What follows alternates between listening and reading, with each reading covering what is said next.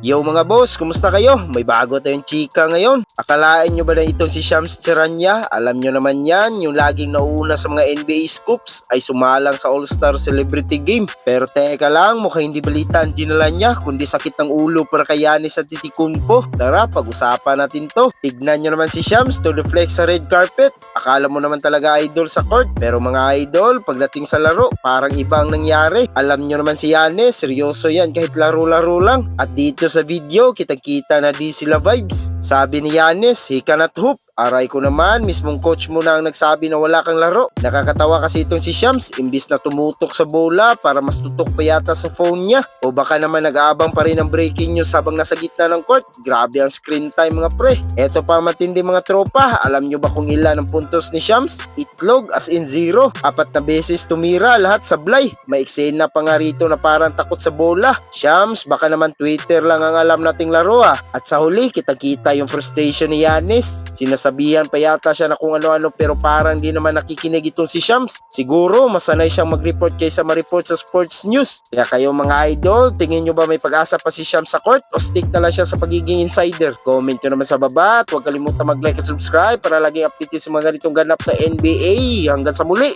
peace out!